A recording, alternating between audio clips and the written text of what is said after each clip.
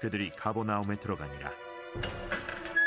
예수께서 곧 안식일에 회당에 들어가 가르치시매 무사람이 그의 교훈에 놀라니 이는 그가 가르치시는 것이 권위 있는 자와 같고 서기관들과 같이 아니함일러라. 마침 그들의 회당에 더러운 귀신 들린 사람이 있어 소리질러 이르되, 나사렛 예수여, 우리가 당신과 무슨 상관이 있나이까? 우리를 멸하러 왔나이까? 나는 당신이 누구인 줄 아노니 하나님의 거룩한 자니이다. 잠잠하고 그 사람에게서 나오라.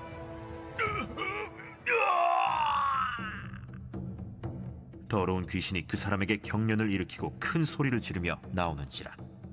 다 놀라 서로 물어 이르되, 이는 어찌미냐? 권위 있는 새 교훈이로다. 더러운 귀신들에게 명한즉 순종하는도다. 예수의 소문이 곧 온 갈릴리 사방에 퍼지더라. 네, 우리 더러운 귀신이라는 제목으로 함께 말씀을 나누도록 하겠습니다. 제목이 자극적이지 않습니까? 예, 더러운 귀신. 더러운 귀신 하니까 우리 지오스 리더가 웃었는데 하여튼 어떤 내용인지 함께 한번 살펴보도록 하겠습니다. 여러분 21절 한번 보실까요?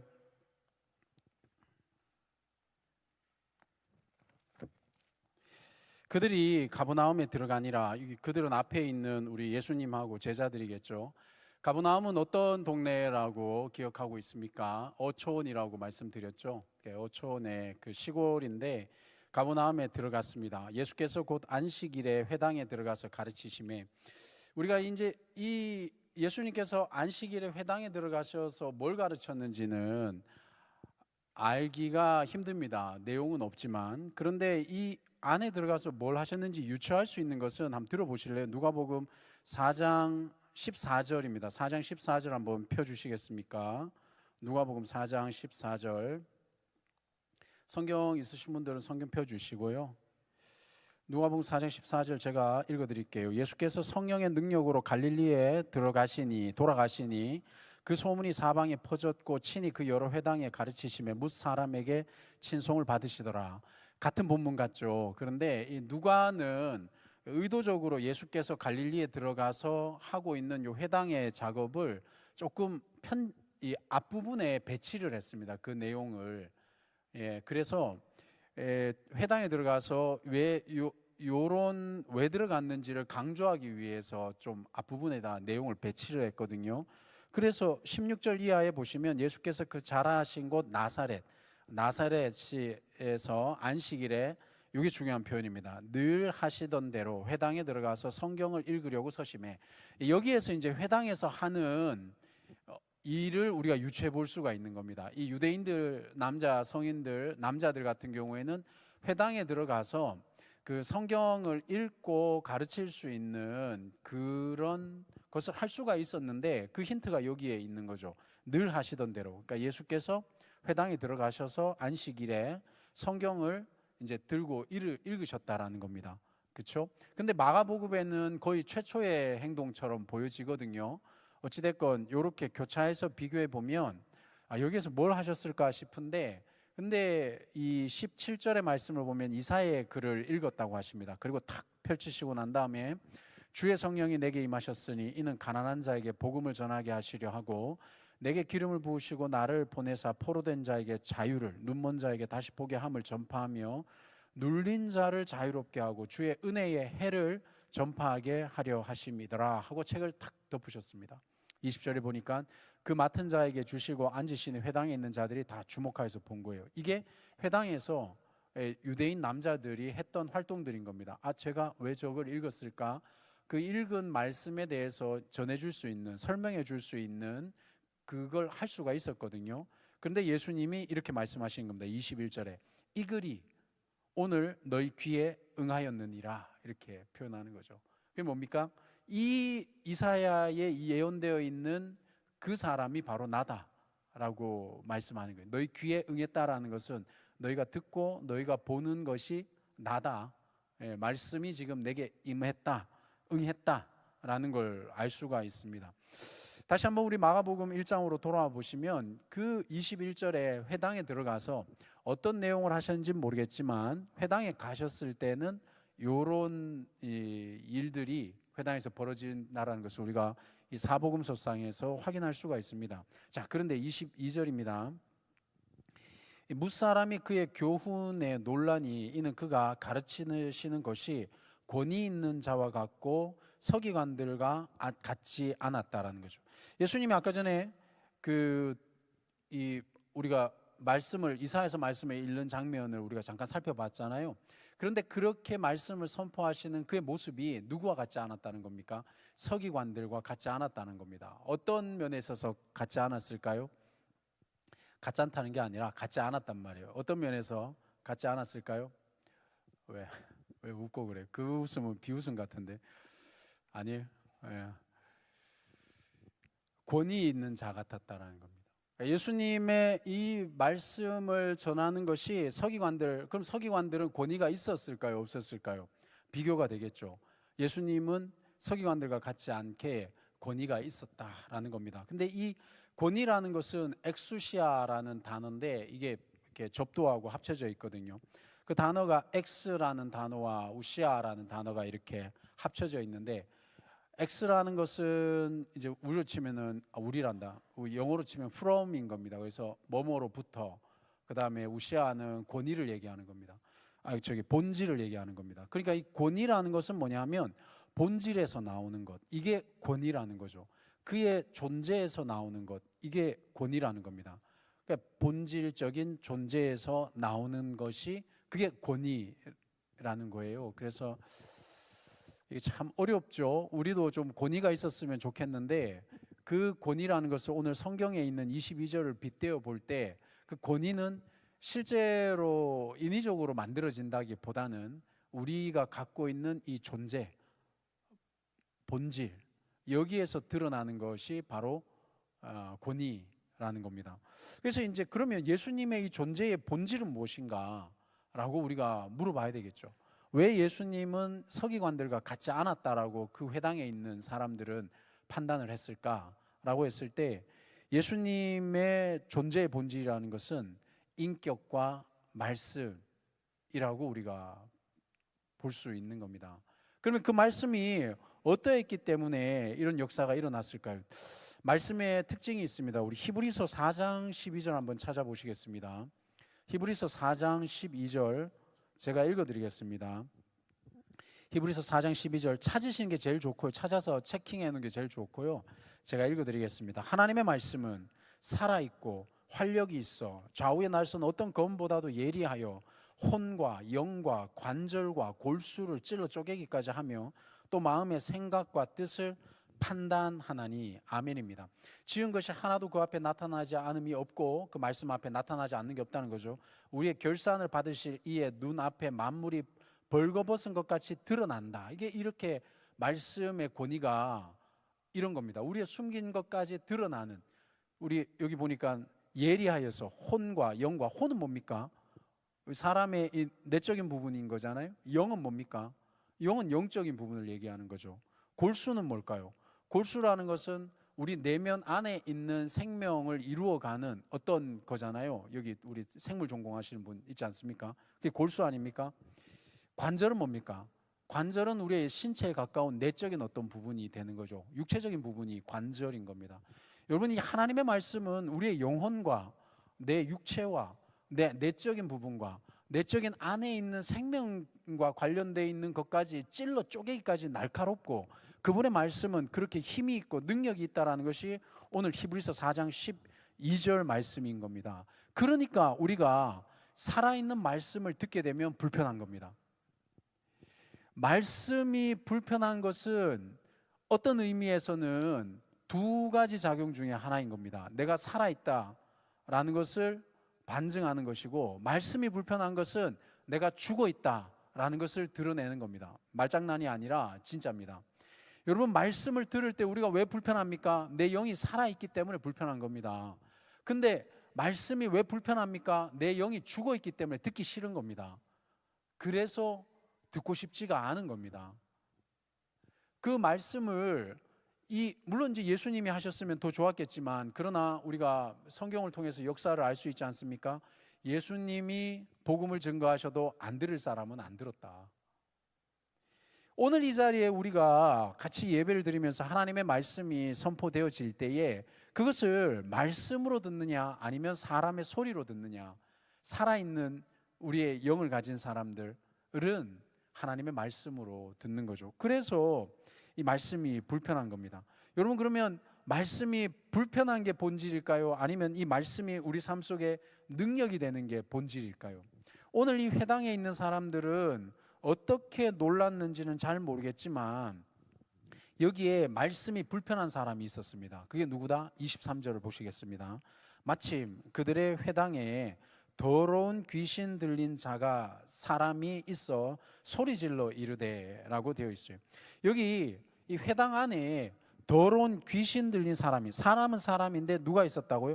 더러운 귀신 들린 사람이 있었다는 겁니다. 그런데 더러운 귀신 들린 사람을 보기 전에 먼저 우리가 주목해야 될 단어가 있어라는 표현인 거죠.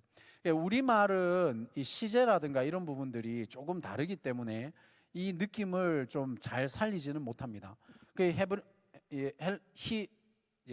헬라어에 의하면 이 단어는 에임이라는 단어인데, 에이미는 영어로 치면 비동사를 얘기를 하는 거거든요. 근데 그거랑 좀 다른 건 여기에 있어라고 우리로 표현하시면 있었다라는 거지만 원어의 뜻을 보게 되면은 이게 그 미완료형이라고 표현을 하거든요. 다 잊어도 됩니다. 이것만 기억하십시오. 그냥 한번 단회적으로 있었던 게 아니라 과거부터 계속해서 있어인 상태를 얘기를 하는 거죠. 이게 우리에게 던져주는 의미가 큽니다. 사랑 여러분, 회당에 있다 해가지고 그 사람들이 모두 다 문제가 없는 사람이 아니라는 거예요. 회당에 있었는데 귀신 들린 사람이 있었다는 거죠. 몰랐다는 거예요. 그 사람이 같이 회당에서 말씀을 듣고 말씀을 나누고 뭐 어떤 의미에서는 또 자기가 말씀을 전할 수도 있었겠죠. 그 사람이 있었다라는 것이 이 단어가 우리에게 의미하고 있는 내용인 겁니다. 여기 우리가 이렇게 이 자리에 앉아 있지만 귀신 들린 사람이 이 자리에 있을 수도 있다. 없는 줄로 믿습니다. 근데 이 단어가 우리에게 주는 의미가 그렇다는 거예요. 제가 아까 말씀드렸죠. 여러분, 말씀이 불편합니까? 아니면 말씀이 능력이 됩니까? 똑같이 느끼기에는 거북하지만 그 말씀이 능력이 되는 사람이 있는가 하면 그 말씀을 계속 거북해서 능력이 아니라 불편하기만 한 사람이 있는데, 여기에 귀신 들린 사람이 그런 거예요. 이때까지 회당에서 아무 문제 없이 있다가 권위 있는 그분이 드러나니까, 제가 아까 권위가 뭐랬어요? 존재의 본질이 권위라 그랬잖아요. 이게 재밌는 겁니다. 예수님의 존재가 이 안에서 권위를 드러내니까 그분의 존재하심이 이때까지 아무 문제 없었던 그 귀신 들린 자의 존재를 드러내게 만든 거예요. 그래서 소리 지르는 겁니다. 예수님의 존재가 지금 귀신 들린 자의 존재를 드러내게 만든 거예요. 뭐라고 소리 지르고 있습니까? 24절입니다. 나사렛 예수여, 우리가 당신과 무슨 상관이 있나이까? 우리를 멸하러 왔나이까? 나는 당신이 누구인 줄 아노니 하나님의 거룩한 자니이다. 사랑하는 여러분, 24절에 보니까 우리가 당신과 무슨 상관이 있나이까? 이게 누가 표현한 거죠? 누가 고백한 겁니까? 귀신 들린 사람이 고백한 겁니다. 여러분, 사단에 이 귀신 들린 사람의 특징이 있습니다. 우리가 창세기 때도 그렇고 사탄은 엇비슷하게 항상 말씀을 사용해요. 여기 보니까 당신과 무슨 상관이 있나이까? 이거는 열왕기상이나 사사기에 보면 이러한 표현들이 쓰여지는 표현 중에 하나인 겁니다. 관용구 중에 하나일 수 있겠죠. 또 여기 보면 하나님의 거룩한 자니이다 라고 했는데, 이것은 하박구서에 보면 거룩한 자라는 고백이 그대로 이렇게 쓰여지고 있는 겁니다. 그러니까 하나님의 거룩한 자니이다, 말씀을 사용한다고 해서 그가 귀신 안 들린 자가 아니라는 거예요. 귀신 들린 자도 얼마든지 말씀을 사용하거나 말씀으로 자기 자신을 변명하거나 말씀으로 얼마든지 그 상황을 모면하거나 말씀으로 상대편을 공격하거나 그럴 수 있다는 겁니다. 근데 그거보다 더 중요한 거는 뭐냐? 오늘 제가 하고 싶은 얘기는 이 귀신이 바라는 게 뭡니까? 우리가 당신과 무슨 상관을 여러분 간만에 우리가 밑줄 치고 별표를 칩시다. 거의 뭐 몇 달 만에 계시로 끝나고 오래간만에 한번 밑줄 치고 별표를, 상관이 있나이까? 라는 거예요. 귀신 들린 자의 특징은 나는 너와 상관이 없다. 너가 나와 무슨 상관이 있냐? 이게 귀신 들린 자의 특징인데, 여러분 반면에 기독교는 어떤 종교입니까? 기독교는 관계의 종교입니다. 창세기 우리가 구약의 하나님은 어떤 하나님입니까? 구약의 하나님은 관계의 하나님입니다. 여러분, 이 기독교는 하나님과 나와의 관계요, 나와 사람과의 관계요, 나와의 관계요. 기독교는 관계의 종교가 바로 기독교라는 거예요. 그러니까 우리가 이런 말씀을 보면서 이건 나와 상관이 없다, 하나님이 나와 상관이 없다, 예수가 나와 상관이 없다, 이것은 어쩌면 우리가 잘못 이해하고 있는 것일 수도 있다. 하나님은 지금도 누구를 찾으십니까? 관계 맺을 사람을 찾고 계시거든요. 그게 하나님이 지금도 사람을 찾고 계시다라는 그 표현의 그 뭐랄까 본질적인 표현인 겁니다. 하나님은 지금도요 나와 관계를 맺길 원하시고 여러분과 관계를 맺기 원하시는 거예요.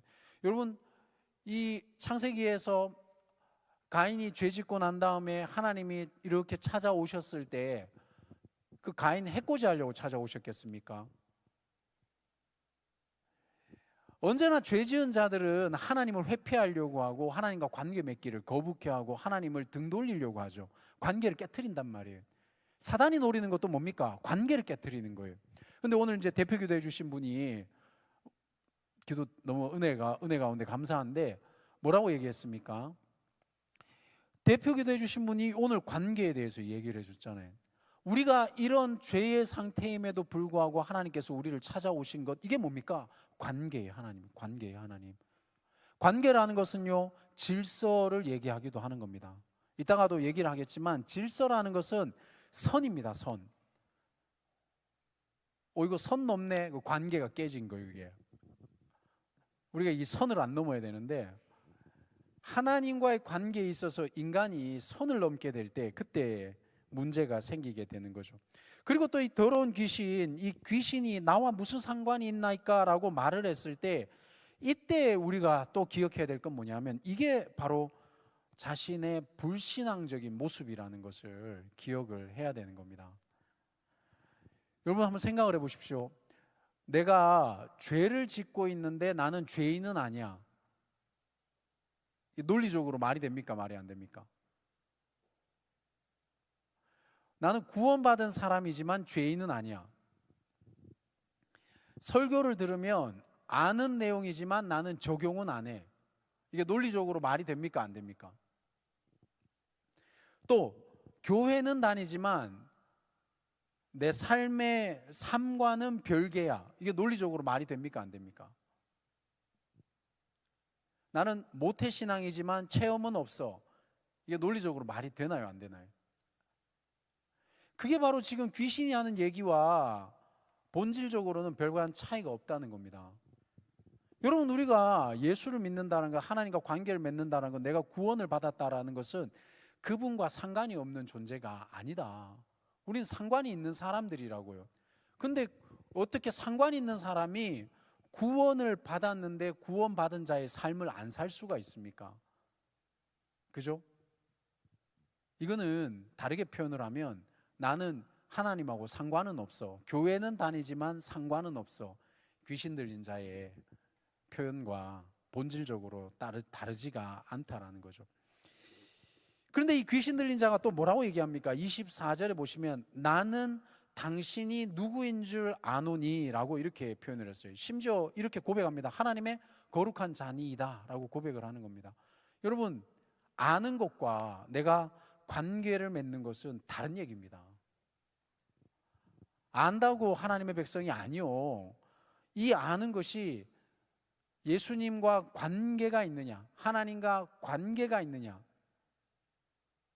거기까지 넘어져 가야지만이, 거기까지 넘어갈 수 있어야지만이 이 귀신 들린 자의 고백을 보면서 우리가 우리 자신을 제대로 한번 분별할 수 있는 그 단계까지 넘어갈 수가 있게 되는 거죠. 이거를 조금 더 제가 어떻게 설명을 해줄까 고민을 하다가 창세기 1장 31절에 보면 하나님께서 이렇게 말씀하십니다. 보시기에 좋았더라 이렇게 표현을 하시거든요. 그죠? 보시기에 어땠더라고요? 좋았더라. 이거 너무 유명한 말씀이지 않습니까? 여러분, 이 좋았더라라는 이 표현이 성립하려면 어떤 조건이 있어야지 좋았더라가 될까요? 우리가 그냥 읽어 넘어가는 것보다는 상당히 거기에 이 신앙적인 의미가 많이 있습니다. 하나님이 우리를 창조하셨을 때에 다양한 형태로 해석이 되어지고 신학적 정의가 있지만, 하나님이 우리를 창조하셨을 때 어떤 상태로 우리를 창조하셨냐면 책임적인 상대자로 우리를 창조하셨다, 이렇게 이해하셔야 되는 겁니다. 보세요, 이게 무슨 말입니까? 이제 제가 풀어서 한번 설명을 해보겠습니다. 여러분, 책임적인 상대자라는 것은 하나님께 대해서 내가 책임이 있는 그런 상대자로, 하나님이 있고 그 다음에 내가 상대자로 우리가 창조되어졌는데, 하나님께 대해서 책임이 있는 사람이라는 거예요. 하나님께 대해서 책임이 있다라는 건 뭡니까? 창조주와 함께 하고 있는 사람, 창조주와 더불어 함께 있는 사람, 창조주와 더불어서 함께 사는 사람, 이게 책임 있는 이라는 거예요. 그 상태에 있을 때 하나님이 우리를 보시기에 심히 좋았더라, 이렇게 되는 거죠. 조금 더 설명해 주십시오, 목사님. 이걸 또 다르게 한번 표현을 하겠습니다. 하나님과 더불어 살 때 이거는 뭘까요? 하나님께 순종할 때. 하나님께 순종한다는 건 뭐죠? 하나님이 만들어 놓으신 그 질서의 선을 넘지 않을 때, 하나님은 창조주요 나는 피조물이라는 고백을 드릴 때, 이게 선을 넘지 않는 거예요. 내가 피조물인 상태에 대해서 만족을 할 때, 그때 뭐죠? 하나님이 보시기에 심히 좋았더라, 이런 고백이 되는 겁니다. 다르게 표현을 하면, 내가 오직 인간이라는 사실을 하나님 앞에 인정하고 고백할 때, 선 넘지 않을 때, 이때 하나님이 우리를 보시기에 어떻다라고요? 심히 좋았더라. 그게 뭐라고요? 다르게 표현하면 관계인 겁니다. 사랑하는 여러분, 우리가 내가 하나님의 피조물인 것을 인정하지 않으면 신앙이 들어올 수 있는 여지가 없습니다. 하나님께서 나의 창조주이신 것을 고백하지 않으면 하나님과 나와의 관계가 정립되지 않습니다. 우리가 삶을 살아가면서 하나님께서 지금 나와 함께하고 계시다라는 의식이 없으면 이 더러운 귀신 들린 자처럼 당신이 나와 무슨 상관이 있습니까? 라고 평상시에 살아간다라면 하나님과의 나와의 관계는 깨지게 되는 거죠. 그러면 하나님이 보시기에 심히 좋았더라가 성립이 안 되는 거예요. 우리의 삶이 평상시에 하나님과의 그 질서 상태가 유지가 되면 그때 비로소 하나님이 보시기에 심히 좋았더라, 이렇게 되는 겁니다.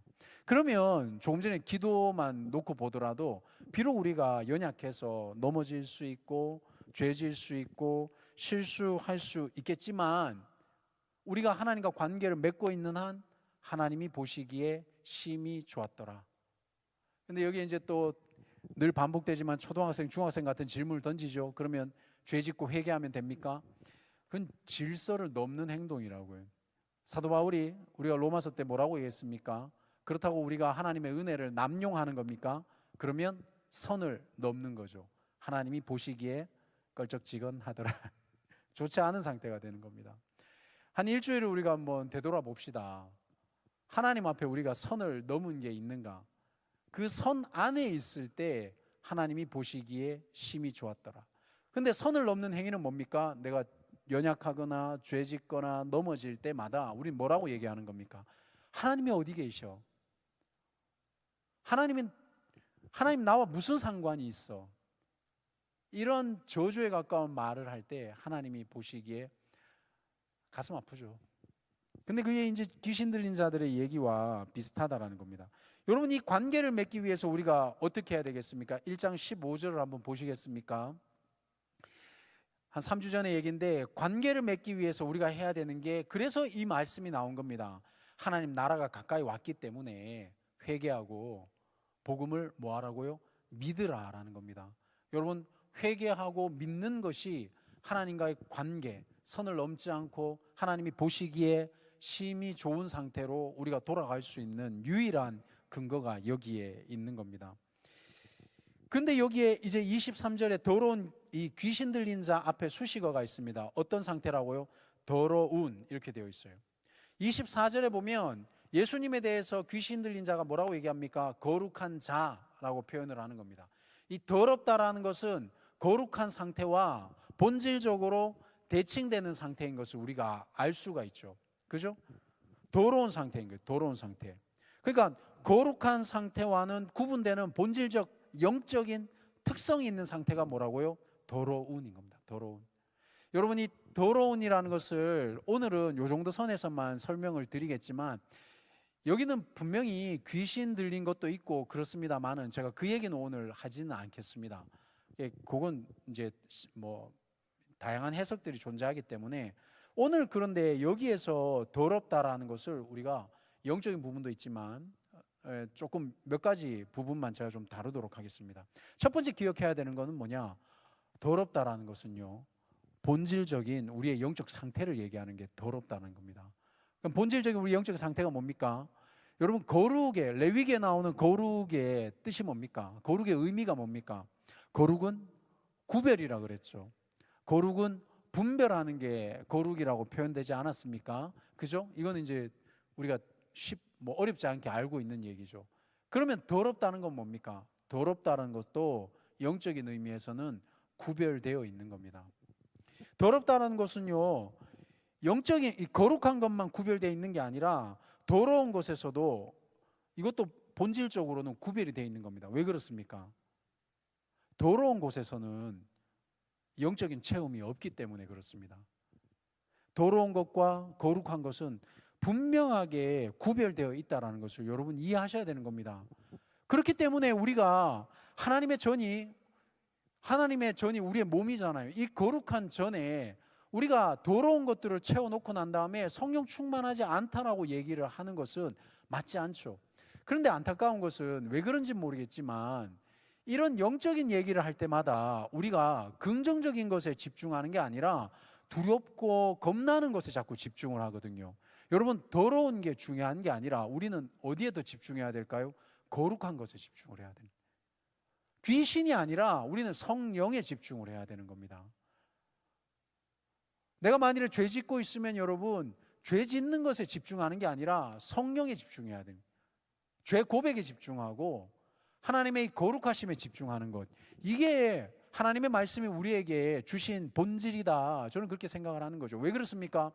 하나님이 우리에게 복음을 주신 것은 심판하기 위함일까요? 구원하기 위함일까요? 뭐 사람마다 다르게 얘기할지 몰라도 제가 읽은 성경은 아무리 읽어봐도 우리 하나님은 우리를 구원하기 위해서 오셨다. 하나님은 지금도 우리가 회복되기를 원하신다. 하나님 지금도 이 땅에서 우리와 관계를 맺고 살기를 원하신다.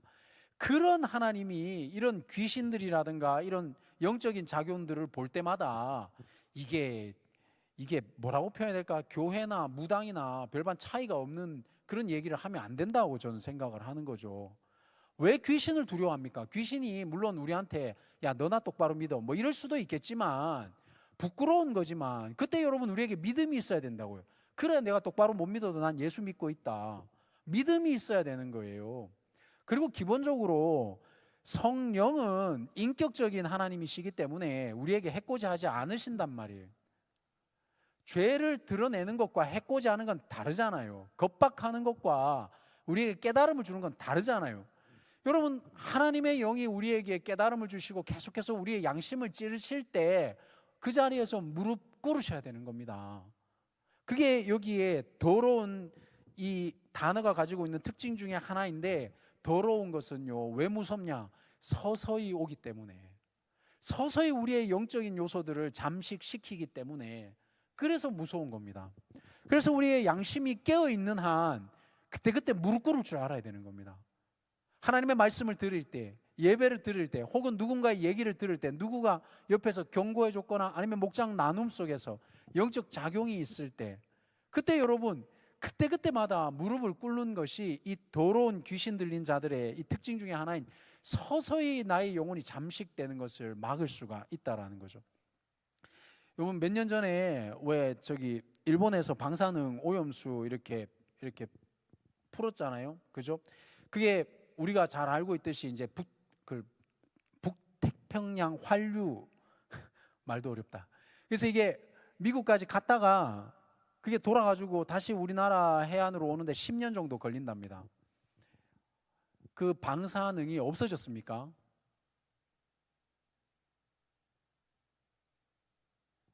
(10년) 그 북태평양 환류를 타고 이게 이렇게 갔다가 4, 5년 걸려서 다시 돌아가지고 이쪽으로 오는 거예요. 10년 걸려서 온답니다. 없어졌나요? 이 더러운 귀신 들린 자의 특징이 이와 같은 겁니다. 없어진 게 아닙니다. 여러분, 내가 회개하고 때로는 회개하는 게 지칠 수도 있겠지만 어떤 사람들은 그렇다 해서 그 하나님 앞에 거룩한 영적 싸움을 포기해서는 안 된다. 서서히 온단 말이에요. 서서히. 회개, 하나님 앞에 우리가 영적인 분투함을 멈춰보십시오. 멈춰보시면은 이제 하나님 앞에 민감함도 사라지게 된단 말이에요. 서서히 온다고, 서서히. 더 무서운 건 뭐예요? 제가 이거 때문에 자료를 조사하다 보니까 불과 며칠 전에 그런 기사들이 떴더라고요. 이게 방사능 이것은 가성비가 이겼다. 이게 말이 되는 기사인지 잘 모르겠는데, 그러니까 그 일본에서 나는 어류들이 워낙 싸니까 방사능이 있어도 먹는다는 거예요. 우리가 수입해서. 이게 영적인 싸움과 비슷하다는 겁니다. 사랑하는 여러분, 우리는 지금 영적인 전쟁터 한가운데 있는 사람들인 겁니다. 비록 우리가 피를 흘리고, 비록 우리가 아프고, 오늘 제가 이사야서 26장 말씀 속에 제가 새벽 예배 영상을 한번 보시기를 좀 권면을 드립니다만, 그 얘기를 다 할 수는 없지만, 비록 우리가 처해 있는 환경은 앞뒤 다 막혀 있는 상황인 것 같지만 하나님께서 우리에게 가야 될 방향은 제시해 주셨거든요. 피를 흘릴지라도 그 길을 향해서 계속해서 걸어가야 되는 겁니다. 그게 지금 우리에게 주어져 있는 사명이자 미션이자 우리가 해야 될 비전인데, 더러운 이 귀신 들린 자들처럼 서서히 자꾸 우리를 죽여가는 거예요. 잠식시켜가는 거죠. 이 더러운이 또 가지는 특징이 뭐냐면 결핍인 거예요. 중독도 여기에 포함이 되는 겁니다. 더러운 귀신 들린 자들의 또 특징이 뭡니까? 안식이 없어요. 결핍이 있으니까 당연히 안식이 없겠죠. 우리 고3들 억눌렸던, 근데 억눌린 것도 아니잖아요. 고등학교 다니면서 할 거 다 해놔놓고 이제 내게 완전히 이제 성인으로서 누구한테 욕 안 얻어먹고 할 수 있는 권리가 딱 생기자마자 결핍이 있었잖아요. 내 마음대로 살겠다라는, 그죠? 대학교 가자마자 본인들의 자유를 막 누리지 않습니까? 물론 아닌 사람들은 우리 여디디아에 다 계신 줄로 믿습니다만은 안식이 없어요. 그렇게 해서 우리에게 어떠한 영적인, 여러분 이걸 잘 구별하셔야 되는 겁니다. 제가 이 말씀을 준비하면서 제게 스스로에게 질문을 던져봤죠. 그러면 정국한, 너는 예수님 믿어서 안식이 있었냐? 예수님 믿고 안식이 아니라 육적으로는 더 힘들었어요. 물질적으로는 나아진 게 별로 없다고요. 여러분, 우리에게 주시는 이 안식이 물질적인 것만 얘기를 할까요? 전인격적인 거거든요. 근데 그 전인격적인 것에 중에서 제가 아까 구별이 있다 그랬잖아요. 더러운 것과 거룩한 것에는. 여러분, 더럽게 살아보십시오. 예수를 떠나서 살아보십시오. 거기에 어떤 영적인 만족이 있을 수 있는가? 절대로 없습니다. 왜요? 더러운 곳에는 영적이지 않기 때문에. 우리는 죽는 날까지 이 분투를 할 텐데, 여러분이 우리가 깨달아야 될 것은 뭐냐면 절대로 육적인 것에는 영적인 것이 있을 수가 없다. 우리가 영적인 곳에서 영적인 것을 찾아야 되는 거예요. 세상 다 허랑방탕하게 살면서 그곳에서 하나님의 은혜를 찾는다라는 것이 말이 안 되죠. 그곳에서 여러분들이 돌이켜야지만이 하나님의 영적인 것이 우리에게 채워지기 시작한다라는 거예요. 그래서 여러분, 갈라디아서 5장 22절 23절, 이게 좀 가슴 아프겠지만 제가 읽어드리도록 하겠습니다. 들어보십시오. 오직 성령의 열매는 사랑과 희락과 화평과 오래 참음과 자비와 양성과 충성과 온유와 절제니라고 표현을 했거든요. 육적인 것은 아까 만족이 없다 그랬잖아요. 더러운 곳에는 결핍만 있다 그랬죠. 그런데 성령의 열매에는 뭐가 있다고 합니까? 절제가 있다는 거예요. 절제가 뭐예요? 제가 아까 표현드렸던 건 선을 넘지 않는 게 절제인 겁니다. 느낌 잘 안 오죠? 잘 안 와서 왜 K1이란다. T1 저도 잘 모르니까 이거 메모해 왔습니다. T1이라는 온라인 게임 팀이 있다면서요. 거기 페이커를 모르면 안 된다면서요. 난 모릅니다. 예, 저에게 이제 코칭을 같이 가르쳐 주셨던 분이 이게 페이커 코칭했던 분이거든요. 그분이 저한테 막 페이커 자랑 막 하더라고요. 제가 몰라가지고 가만히 있었는데 엄청 유명한 사람인. 여러분, 페이커가 중독된 사람 같아 보여요? 절제된 사람 같아 보여요? 이러면 느낌이 오시죠? 우리가 말하는 대부분의 육적인 것들은 절제를 못한다고요. 누가 페이커를 맨날 게임한다고 걔가 중독됐다 표현하겠어요? 중독된 사람이 페이커 되는 거 봤습니까? 페이커 여러분 잘 아실지 모르겠지만 독서광입니다. 게임 안 할 때 걔는 책 봐요. 공부한다고요. 이게 제가 여러분들에게 늘 말씀드렸던 밸런스라는 게 밸런스. 그죠? 내가 좋은 직장 가졌다, 좋은 직업 가졌다, 이게 밸런스를 잡은 사람은 아니라고요. 좋은 학교 갔다, 그렇다 해서 그게 밸런스 잡은 사람은 아니라고요. 그냥 머리가 좋은 거지, 암기력이 좋은 거지, 그게 밸런스가 있는 사람은 아니잖아요. 그죠?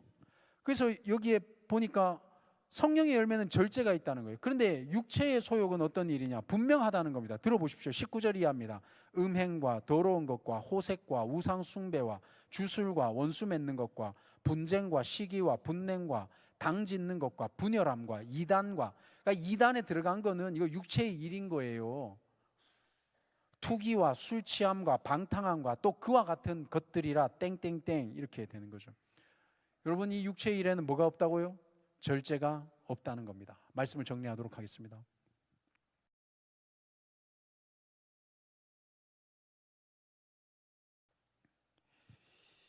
이게 더러운 겁니다. 우리는 더러운 것들의 요소를 알았기 때문에 오늘 우리가 기억해야 될 것은 내가 거룩한 것을 추구해야 되겠구나 라는 거죠. 제가 오늘 말씀을 한 4가지 정도로 한번 정리해 보고 싶습니다. 여러분, 첫 번째는, 여러분 이제 우리가 그러면 이 말씀을 볼 때에 무엇을 해야 될까요? 이 더러운 귀신과의 전면전을 선포해야 되는 겁니다. 이때 필요한 게 바로 나사렛 예수 그리스도의 이름인 겁니다. 예수님 뭐라고 하셨습니까, 여러분? 26절 보십시오. 예수께서 25절 이하에 꾸짖어 이르시되 잠잠하고 그 사람에게서 나오라. 그러니까 더러운 귀신이 경련을 일으키는 거죠. 여러분, 이 특징이 별거 아닌 것 같지만 영적인 의미가 저는 상당히 큽니다. 예수님이 이 귀신 들린 자하고 논쟁하지 않았어요. 야 시끄러워, 우리 표현을 치면 입 닥쳐, 나와. 귀신 들린 자들의 특징이 뭔지 아십니까? 논쟁을 벌린단 말이에요. 여기 영적인 약한 사람들의 특징이 뭡니까? 말씀을 드릴 때 논쟁을 벌인다고요. 하나님의 말씀은 분명한데 목사님 이거는요, 저거는요, 쟤들은요, 저 사람은요, 시끄러워, 너 나오라고. 귀신 들린 자들과 논쟁하는 게 아닙니다. 우리는 지금 예수 그리스도의 이름으로 선포해야 된다고요. 지금 내가 연약한 게 있습니까? 끊으라. 옆 사람 보지 마시고 끊으라고요. 교회 공동체에 있는 수많은 사람들 보지 말고 끊으라고요. 여러분, 교회라고 해서 성 문제가 없습니까? 우리 청년들, 교회라고 해서 제가 이번 주에도 몇 건을 다른 교회에 사역하는 분한테 전화가 와서 몇 건을 상담을 했어요. 이거 목사님 이거 어떻게 해야 됩니까? 교회라고 해서 성 문제가 없습니까? 청년들이라고 해서 성 문제가 없습니까? 그를 품어 안아야 되지만 끊을 건 끊어야 된다. 더러운 귀신 들린 그 일을 끊어야 된다. 사랑하는 여러분, 예수님의 이름으로 권면을 드립니다. 끊으십시오. 그리고 내 귀에 달고 단 그런 설교나 듣지 마시고 내 심령과 폐부를 찔러 쪼개는 말씀을 듣고 그 자리에 무릎 꿇을 수 있습니다. 듣고 말씀을 즐기는 그런 설교, 그런 설교자 쫓아가지 마시고 지금 여러분으로 하여금 무릎 꿇게 만드는 그 자리로 나가야 된다. 왜 캠프 때만 되면 가서 무슨 쇼핑하는 것도 아니고 그런 자극적인 말씀들 막 이런 것들만 들으면 속 시원하게 기도하고 그때만 그러고 그렇지 않습니다, 여러분. 이 말씀. 두 번째로는 여러분, 이제 우리가 왜 이 말씀을 주셨겠습니까? 예수님께서 이 하나님 이 마가복음이 기록된 이 목적이 뭘까요? 이제 우리로 하여금 뭐 하라고? 귀신 들린 사람들을 낚는 어부가 되라는 겁니다. 그게 우리의 사명이고 비전이고 미션인 겁니다. 사랑하는 여러분, 우리가 귀신 들린 사람들을 낚는 어부가 되어야 되는 겁니다. 이 하나님의 말씀으로 말씀을 거부하는 사람들을 낚아야 되는 거예요. 저는 그게 제자 양육이라고 생각하는 사람이고, 저는 그 일을 허락될 때까지 할 것이고, 거기에 동의되는 사람들은 오라 이겁니다. 동의 안 되더라도 오시고. 귀신 들린 자들을 낚아야 된다고. 그들을 낚아야 되는 거예요. 더러운 영에 지배받고 있는 이 자들을 낚아 올려야 되는 거예요. 나 혼자 교회 잘 다니는 것, 더러운 영에 잡힌 사람들을 보고 우리가 그들을 낚아 올려야 되는 겁니다, 여러분. 예수님의 이름으로 권면을 드립니다, 여러분.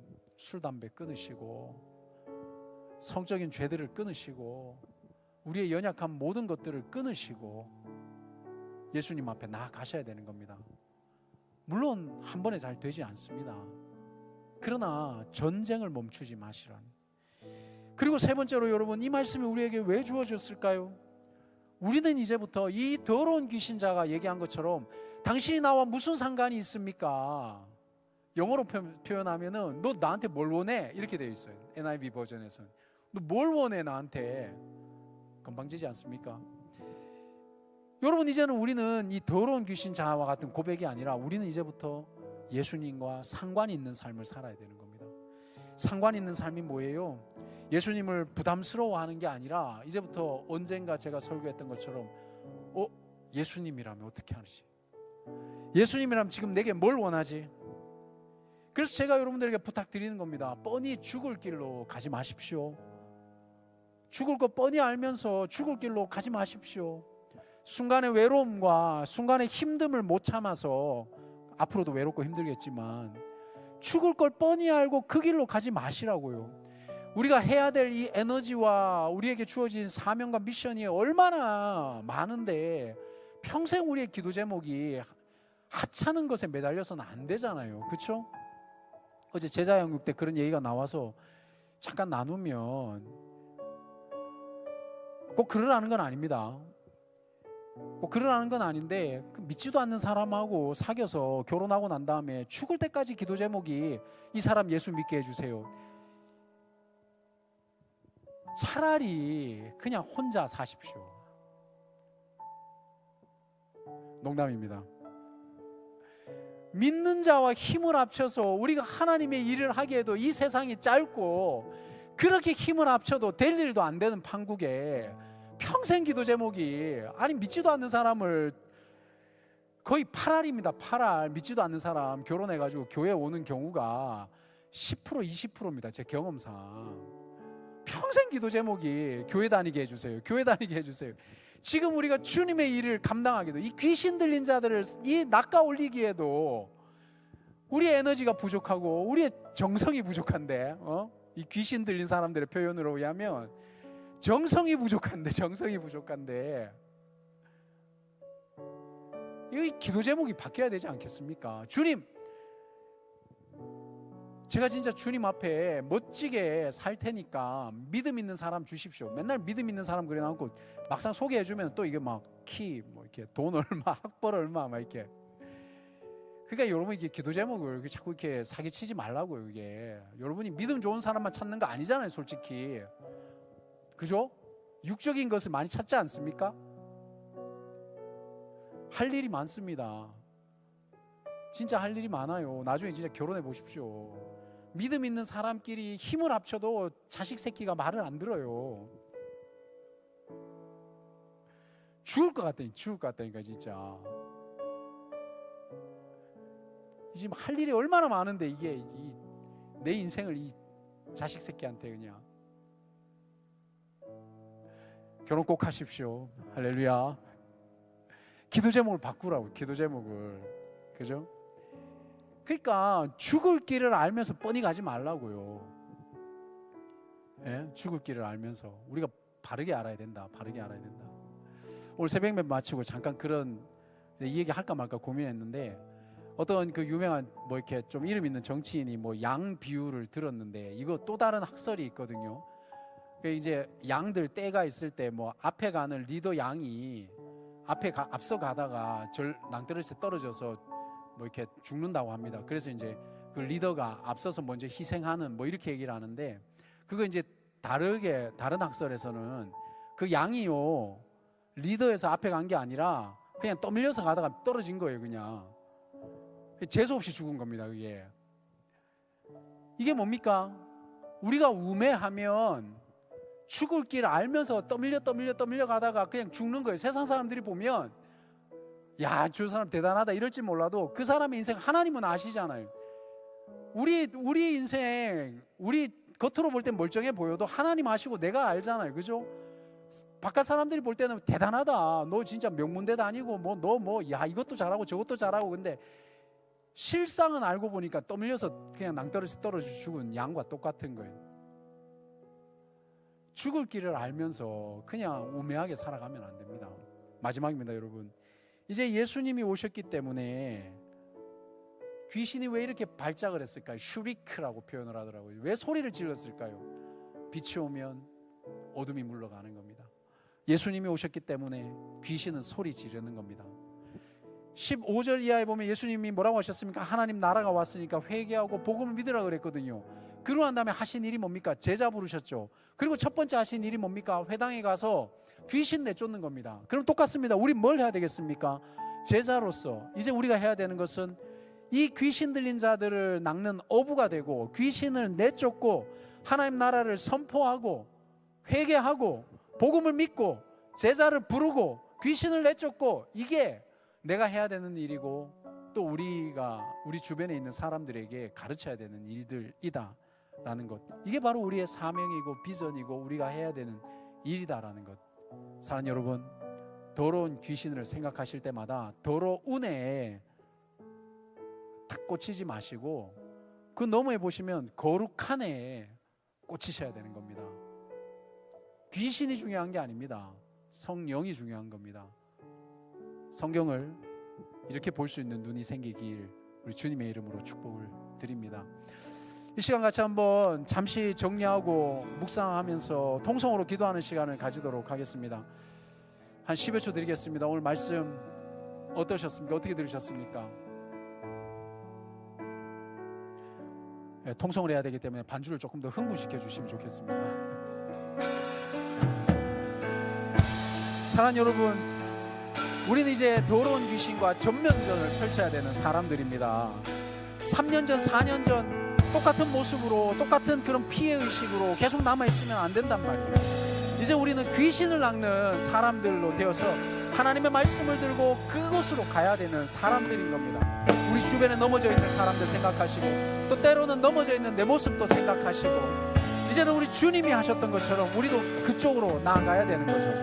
또 여러분 기억하셔야 될 것은 예수님과 내가 상관없는 사람이 아닙니다. 상관 있는 사람이라는 관계를 설정해야 되는 거예요. 선을 넘어가면 안 되는 거죠.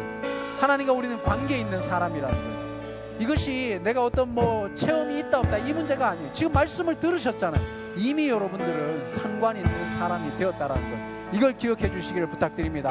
사랑하는 여러분, 이 시간 우리 주님의 이름 한번 부르면서 통성으로 주님 앞에 나아갈 때, 주님 예수 이름으로 내 안에 있는 더러운 귀신이 나가게 하여 주시고, 우리 공동체 안에 있는 더러운 귀신이 떠나가게 하시고, 예수 이름으로 우리 여디디아가 묶여있는 더러운 귀신이 있습니까? 예수 이름으로 떠나가게 하시고, 이 시간 예수 이름으로 더러운 귀신을 떠나가게 하시고, 우리가 예수 이름으로 더러운 귀신을 쫓아내는 사람 먹는 아우부가 되게 해달라고 이 시간 통성으로 기도하는 시간 가지도록 하겠습니다. 기도합시다. 주여,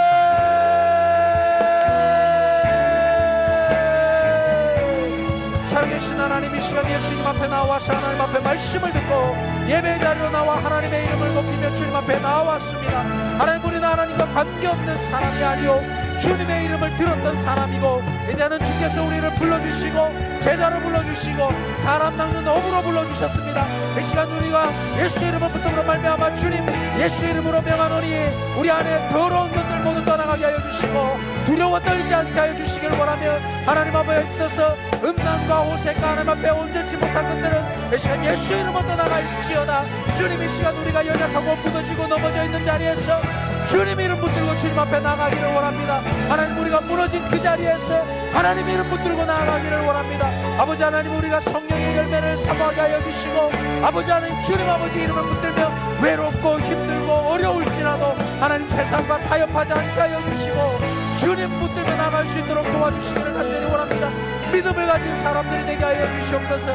믿음의 본을 보이는 여디디아가 되게 하여 주십시오. 하나님 아버지 우리가 우리의 후배들에게, 우리의 공동체에 있는 동역자들에게, 나의 친구들에게, 나의 선배들에게 하나님 아버지 앞에 있어서 온전한 믿음의 본을 보일 수 있는, 하나님과 상관 있는 사람의 삶이 어떠한 것인가를 보여줄 수 있는 하나님의 자녀가 되게 하여 주십시오. 주님의 제자가 되게 하여 주십시오. 다시 한번 이 시간 예수 이름으로 명하노니, 예수 이름으로 명하노니 더러운 귀신은 떠나갈지어다. 나로 하여 음란한 자리로 나가게 하고, 나로 하여 절제하지 못하게 하고, 나로 하여 호색하게 하며, 나로 하여 물색에 음란하게 물질에 얽매이게 하는 모든 더러운 귀신들은 떠나갈지어다. 나로 하여 말씀을 보지 못하게 하고, 나로 하여 게으르게 만들고, 나로 하여 하나님 앞에 무릎 꿇지 못하게 하고, 나로 하여 기도하지 못하게 만드는 모든 더러운 귀신들은 이 시간 예수 이름으로 떠나갈지어다. 살아계신 하나님, 이 시간 하나님의 말씀이 우리에게 가야 될 방향과 지표가 되게 하여 주시기를 간절히 원합니다. 하나님 우리에게 더러운 영이 있습니까? 예수 이름으로 떠나갈지어다. 예수 이름으로 일어나게 하여 주시고, 넘어진 그 자리에서 주 예수 그리스도 이름을 붙들고 일어날 수 있도록 하나님이여 은혜 위에 은혜를 부어 주시옵소서.